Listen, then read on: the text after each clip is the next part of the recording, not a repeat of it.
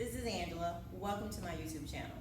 I am going to focus today on a back workout. Now, let me give you a little bit of how I design my back workouts. For me, I specifically focus on the upper back, and then I kind of focus on the lats, and then I focus on the lower back. You can break that down. You can. There is no right or wrong way to work your back. And when I'm working with my clients and they say good or bad or right or wrong, there is no relative good or bad or right or wrong. It is whatever works for you. For me, I focus on pretty much my rear delts, kind of like broadening out my shoulders, but I focus on the back part of it. And then I focus on the lats. I don't want big, gaudy lats. No female wants that. Now your guys may want that, so you can take this workout and tweak it how you want to.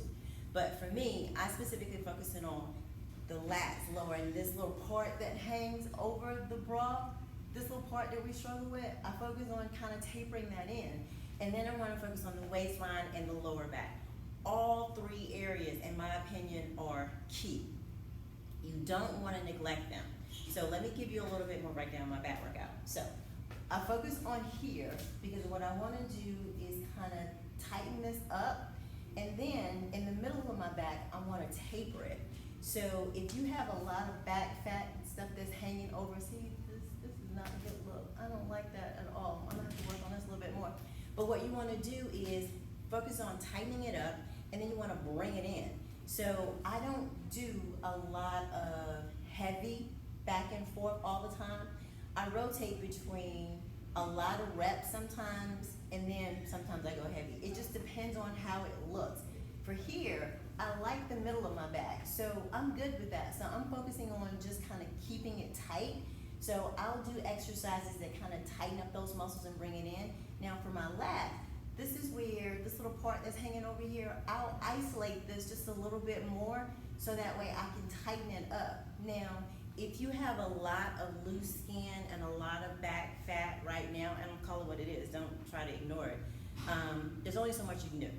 What you can try to do is tighten it up, and that's where always doing the same thing is not going to work. You want to be able to taper in your back. When you have a really nice back, it makes your waistline look slimmer, okay? Now let's focus on the lower back. My lower back, I focus on kind of tightening this up too. I don't do a lot of heavy when I'm working on my lower back because I'm not trying to bulk this up. What I want to do is tone it up. So I'll do a lot of reps when I'm working my lower back. So I may do a row or do things, and I may do reps of 20, 25. Sometimes I do reps of 30 to 40 to 50. It just varies depending on my body and how it looks. Cardio is key with this too.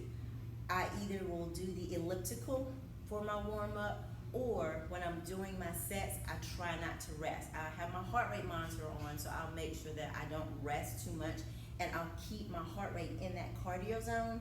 So that way, if I don't feel like doing cardio when I finish, which I hate doing cardio, then I will have still gotten the benefit of a cardio-based workout without actually having to do cardio. Okay, so that is my anatomy of the back workout. I typically work my back twice a week.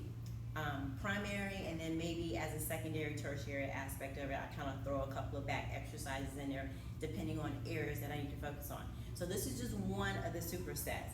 I encourage you to try it. If you like this video, don't forget to give it a thumbs up and subscribe to my channel, so that way every time I post videos or supersets or workouts or anything like that, you'll be notified of it, and you can continue to get to a healthier place. You're going to start off with the wide grip pull down. When you're doing the wide grip pull down, make sure you have a weight that you can control all the way through, and make sure that bar touches that chest. If you do not touch your chest, then you need to lighten the weight. Now I'm going to a narrow grip reverse grip pull down. So my hands are a little bit closer to me, but still outside of my shoulder blade, and I'm making sure that that bar comes all the way down to my chest. This is what I call a regular back row and a shoulder row. What you're gonna do is make sure that you're doing that back row. It's kind of like you're cranking up a lawnmower, and then when you bring it up to your shoulder, it's more of like a 45 degree. Try to get a weight that you can control to do at least 15 to 20 reps with. This is a bent over fly. Now, the difference with this one as opposed to a regular one is your pinkies have to be out. I don't know what it is when I'm doing flies. If I have my pinky out, it isolates that muscle just a little bit more. I normally do a 10-pound with a fly. When my pinky's out, I can only do a 5. Then you're gonna end up with a torso twist.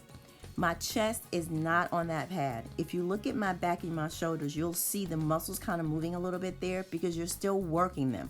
When you don't have it on the pad, it makes your muscles work a little bit more.